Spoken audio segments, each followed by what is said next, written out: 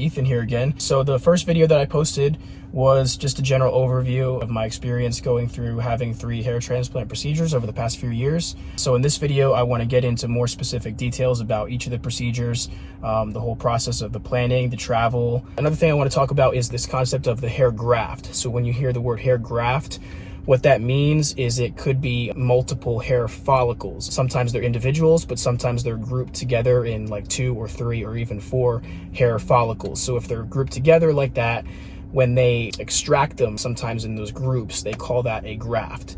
So I had 11,102 total grafts moved.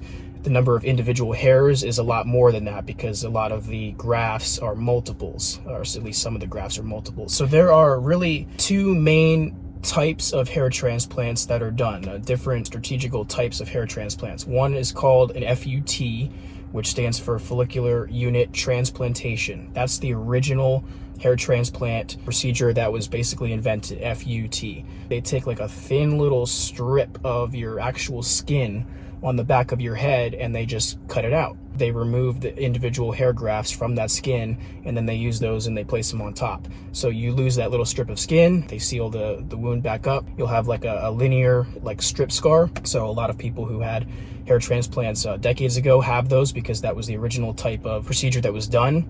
So the newer is called an FUE, which stands for follicular unit extraction. So the difference there is they're just using a tiny little cylindrical tool to extract the individual hair follicles from the skin without needing to cut out any strip or chunk of your actual scalp.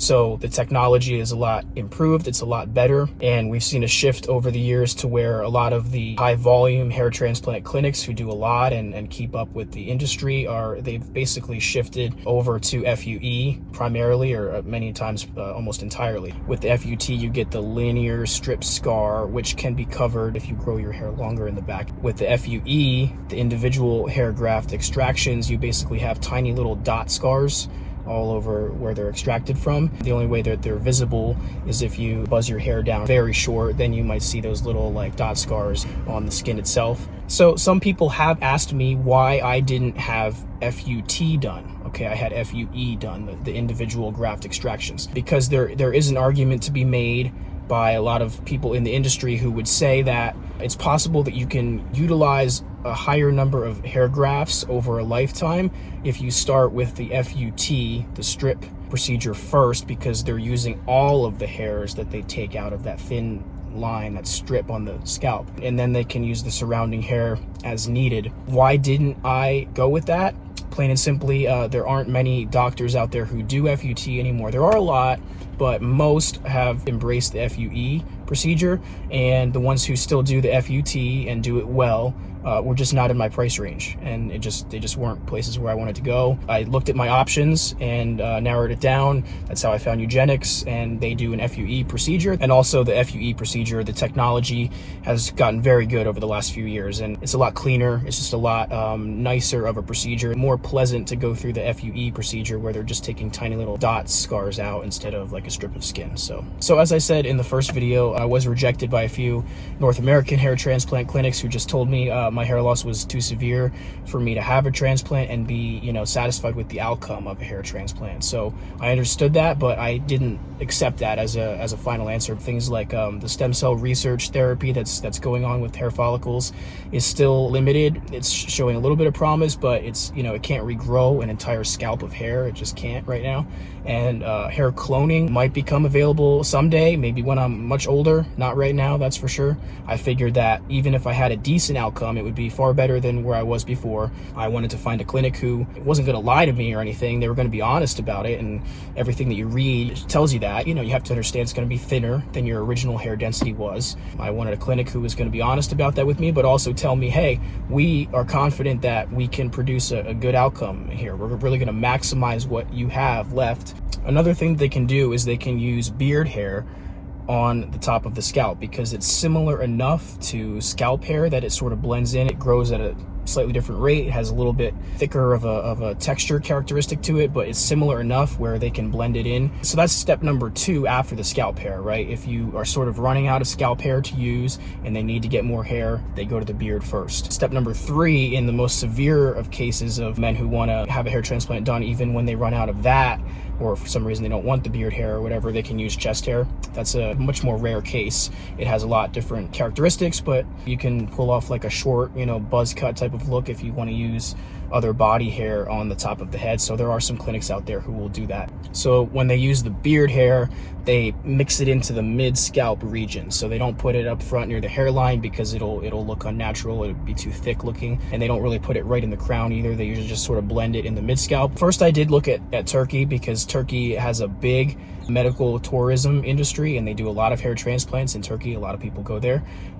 There's a lot of just average, not so great clinics though in Turkey, so you really have to be careful if you're going to go there. You have to make sure you choose a high quality one that does good work. So I had no opposition to going to Turkey. I just happened to run into Eugenix and I saw the work that they do, and they just happened to be in India. So about 8 months before I had my first hair transplant, I started taking finasteride to strengthen the remaining hair that I had, around the back and sides.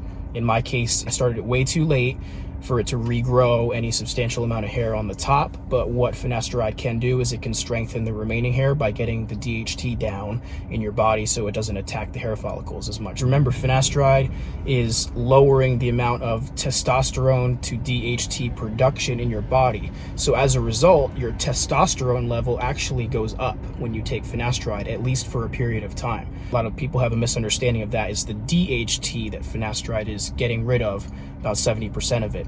So as a result, your testosterone, a portion of that was being converted to DHT, is now not being converted. So you actually have a higher level of testosterone in your body, at least for a while. Maybe your body adjusts a little bit over time, but if anything, your testosterone goes up. It doesn't go down when you take finasteride.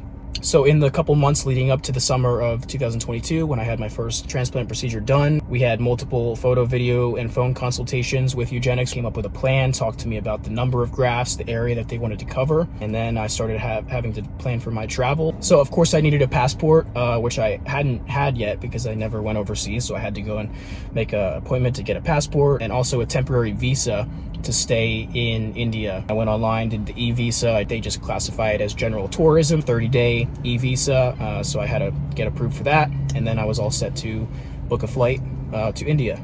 So hair transplant number 1 that I had was in September of 2022 for 5,300 grafts total, which was 4,000 scalp grafts plus 1,300 beard grafts. This was called the exclusive package at Eugenix. Primary doctor was Dr. Das. She oversaw the procedure, the design and strategy, and she did the key extractions, and she did the incisions where the hair grafts go into. So Eugenix may have adjusted their tier organization and what they call them, I don't know. Basically, the exclusive package when I did it was below Dr. Sethi, which was the premier package, and then it was below the next one down, which was Dr. Bansal. She's the head doctor there as well. That was the next expensive one up. So mine, the exclusive one, was one below that. So I got Dr. Das. Also, what Eugenix does, the way that they do their hair transplants, is they make all of the incisions first on the top of the head where the hair grafts are going to go into, and then they extract the hair grafts from the back and side so that they can immediately put them into the slits that have already been created. So other hair transplant clinics do it differently. They do all the extractions first, and then some use like an implanter pen, which actually like makes an incision and puts the graft in at the same time. There's different strategies for doing it, but the way Eugenix does it is they make all the incisions first, a lot of times on day 1 of a procedure, and then on day 2 of a procedure is when they actually do the extractions, and then they put them at a table. They do all the separating the grafts, loading them into the forceps, and then they put them immediately into the slits very quickly after they're taken out. The flight from the East Coast USA to New Delhi area, India, was about 14.5 hours. So it was a long flight. Luckily, when I went there the first time over there was basically nobody else on my flight. So I had open seats next to me. It was not crammed at all. I was able to just lay down and sleep for a lot of the time. So as part of the package that I paid for, Eugenix arranges the travel for you. So there's a driver who picked me up at the airport. They drive me to the hotel where I'm staying, which is also reserved for me for a few days. They pick me up from the hotel in the morning, drive me to the clinic, drive me back to the hotel when I'm all done. They arrange all of that for you, so you really can just sort of relax a little bit, and you don't have to feel extremely stressed or uncomfortable arranging those things on your own in a foreign country that you're not familiar with. I researched, obviously, you know, what it would be like landing at the airport over there. I think it's called Indira Gandhi International Airport. It can be very hectic there sometimes. There's a lot of taxi drivers who will just sort of like walk up to you and try to get you to go to their vehicles and get money from you. If you have everything arranged, as I did, you have to say, no, I'm good, thanks, and just keep walking. A driver was waiting there for me who was arranged by Eugenix, and he had my name and information on a placard so I could see it. He was holding it up, and so I just had to locate him through WhatsApp communication. And once that was settled, we got in the car, and he drove me to the hotel where I was staying, which was a DoubleTree by Hilton, and it was about 5 minutes away from the Eugenix hair clinic. So I arrived there in the evening, I think, and then, you know, spent the night in the hotel. And then the driver picked me up early in the morning around 8:30 a.m. and drove me to the Eugenix clinic. And then we did prep for the procedure. Things like vital checks, they give you a few medications just to prevent like infection, and then they take a bunch of pictures. So the design consultation itself, I would say, after all those pictures and everything were taken and all the prep was done with the medications, lasted about 15 to 30 minutes. Dr. Das came in, she introduced herself, we met, talked a little bit, and then she got into the pictures. So they evaluate the pictures on a big giant screen. Dr. Das outlined her plan, obviously, of, you know, the way that she saw it going. We basically came to an agreement of, okay, this is going to be where the hairline's going to start. This is about how many total grafts we expect that we're going to have to transplant. After that, they begin the actual physical preparation for the procedure. So for the exclusive package with Dr. Das, she did all of the new slit creation on the top of the scalp where the hair goes into, and then she did some of the key extractions from the back and sides and some of the key implantations on the top. The rest of the work there is done by a whole team of technicians there at Eugenix. They handle most of the extractions from the back. It's like a little power tool. And it just goes and it extracts the grafts, and then they sort them into different groups on a table. They want to make sure they have the single grafts, double hair follicles, triples, and quadruples if there are any, so that they use the grafts in the right places. So the area covered in the first transplant was the new hairline backwards towards the upper crown area. So that was my primary area of hair loss that I had experienced. I knew going into this that needing at least 2 hair transplants was probably going to be necessary. My plan was just to have the first one done, and if you need multiple, then you come back and you have other multiple ones done. So Dr. Das created all the slits on top, around 5,300. You might say, well, how do they know the exact number that they're going to need? They get as close to what they think. And if they make a little bit less, then they have to just make the incisions later. And if they make too many, it's not a big deal, because there's such tiny minuscule incisions in the top so that they only stay open for 48 hours maximum anyway, and then they close back up. So day 1 of my first hair transplant was all of the new slit creations on the top that the hair was going to go into, and implantation of those grafts up in the frontal area, so the new hairline to about halfway in the mid scalp. That was day 1. That took, you know, most of the day into the evening hours. I was cleaned up by the technicians, the whole team, sent back to the hotel. Had to just take care of obviously the area. The first night I was able to sleep basically normally. I could sleep backwards, you know, like just, you know, on my back. So day 2 was the remaining extraction and implantation from the mid scalp to the upper crown area. So again, that took, you know, most of the day. They give you breaks. They put on very relaxing music or whatever music you want. They have a big TV screen. You can ask for whatever music or play your own music from your phone. I slept a lot of the time during the procedure because I was so tired from the travel and everything. I was really exhausted. So it was actually nice just to kind of doze off for most of the procedure, you know, in and out of sleep over the hours. Occasionally you'll have to move your position. So sometimes you'll be laying on your back, sometimes you'll be laying on your side, and you have to just stay still because, you know, they're working on you. So if you need to move or readjust, you just have to ask, hey, can I adjust? There are team members who extract the grafts from the back and the sides, give them to other team members who sort them and load them into forceps, and then they give those forceps to the lead technician or doctor who's doing the implantation, and then they'll stick it into the new site on the head, So the pain, people always ask me about that. Was it painful? In general, hair transplants are not very painful because they use anesthesia injections. So they inject a lot of anesthesia all around your scalp, wherever they're doing work, so that you don't feel what would be very, very extreme pain if you were to not have the anesthesia. So what hurts is the anesthesia injections, because they have to inject them all over your scalp. So for a few minutes of them doing that part was a little bit painful, but once that's done, then you basically are numb for many hours after that. In my experience, for whatever reason, the anesthesia wore off a lot and it didn't last an entire day. I had a lot of soreness and it felt like my head was burning when they were doing the incisions after a period of time, because the anesthesia was wearing off. That's what the cause of it was. So I just had to let them know, hey, my scalp is burning a lot where you're doing the implantations. They would stop. They would go on a little break, and then they would put more anesthesia in, get me all comfortable, and then go back into it. So they just had to do that multiple times throughout the day to make sure that I was comfortable enough. So at the end of the procedure, at the end of day 2, the technicians, they clean you up, everything, make sure you're all good to go. Then they go to take more pictures of the work. They explain the care and the recovery process. I had to spray the recipient areas where the new hair went with saline water every hour for a couple days. That's just to keep it moist and to keep it from drying up and getting injured too quickly. Except when you're sleeping. They say when you're sleeping, don't worry about it, but as soon as you wake up in the morning, every hour, just spray the recipient area. I also received a set of medications to take for the first 7 days after the procedure, just things like preventing infection. So I stayed at the hotel for 4 days total, so 2 nights after I was done with the procedure. So I just had to sleep carefully. You know, they give you a special pillow to sleep on.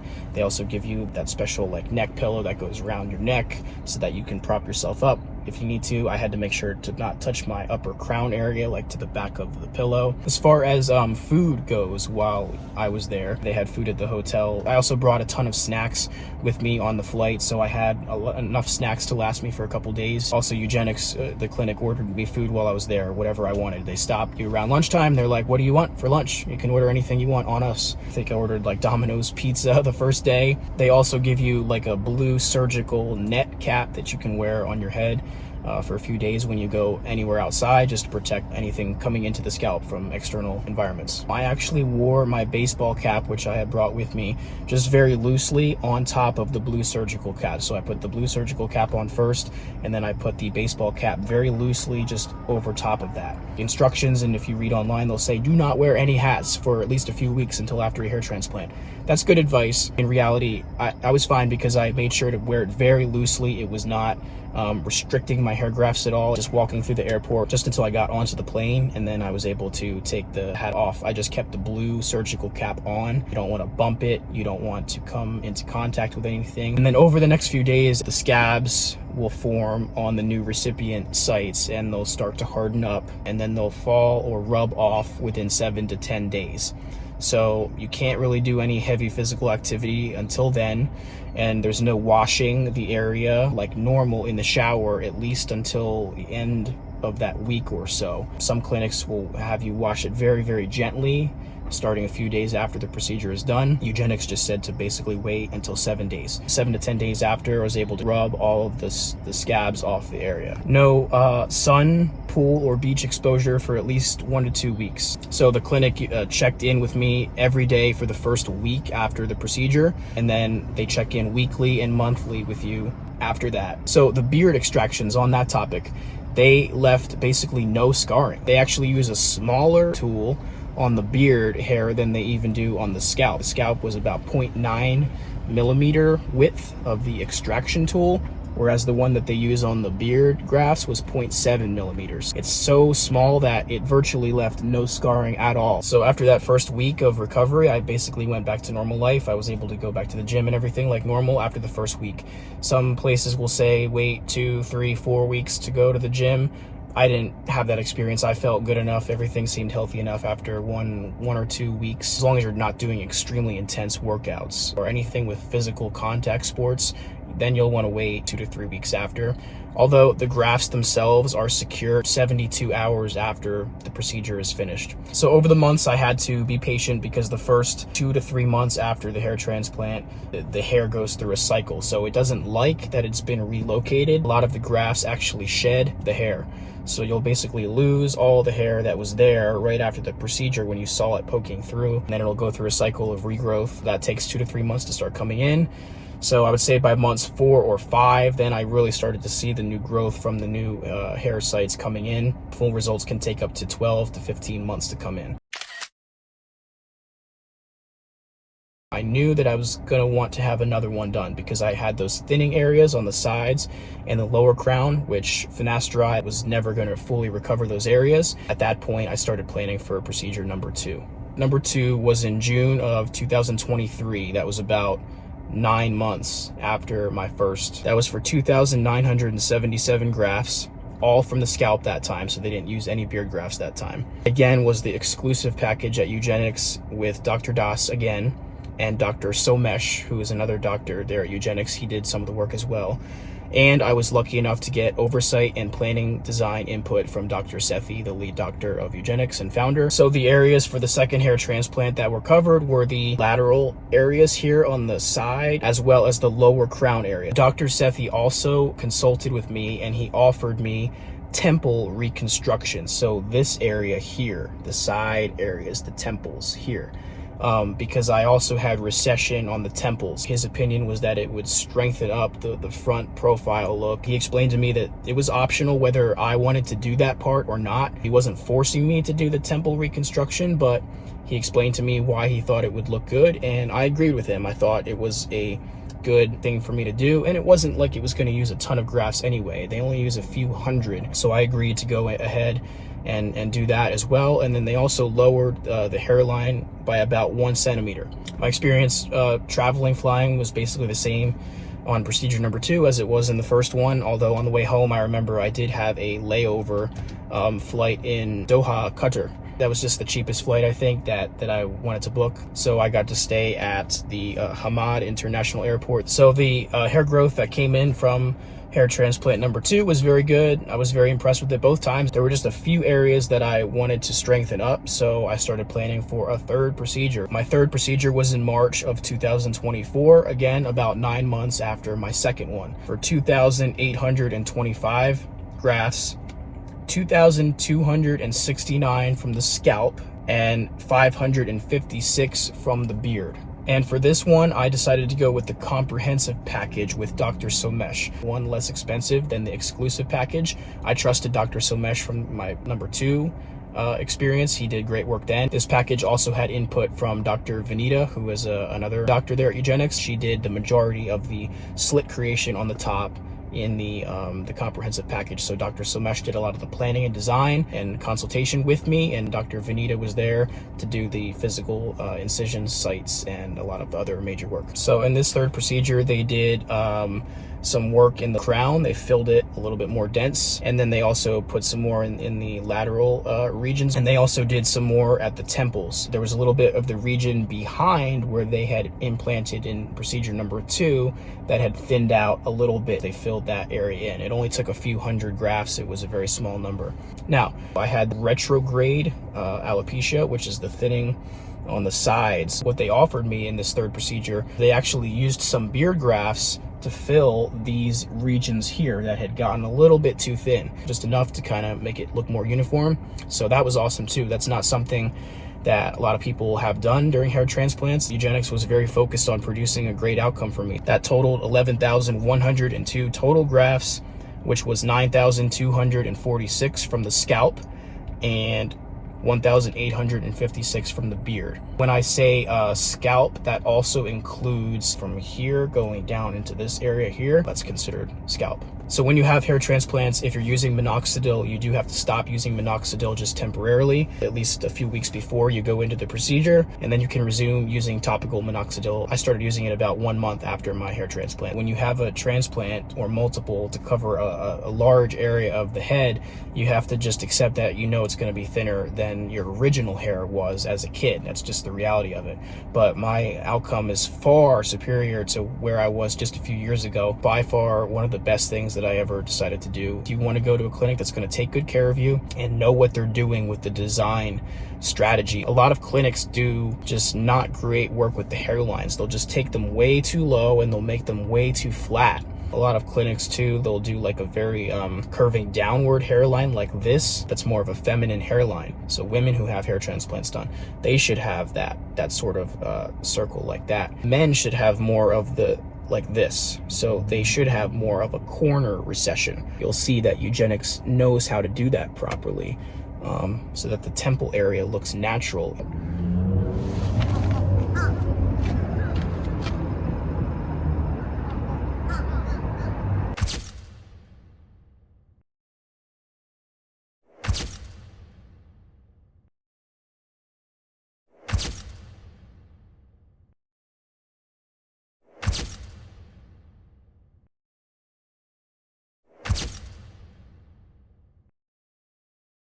If I forgot anything, put it in the comments down below and I'll try to answer any more questions that you have. Let me know what other topics you want me to talk about, maybe in the industry or other things in general. I do plan to make some videos talking about some other just hair transplant design, maybe some other high profile people who have had them done, including Elon Musk and Chris Bumstead, who's a professional bodybuilder, kind of talking about the hair transplants that they are known to have had and giving my opinion on their design and their results as well. All right, I think that's enough for this video. I will see you all again in the future. Goodbye.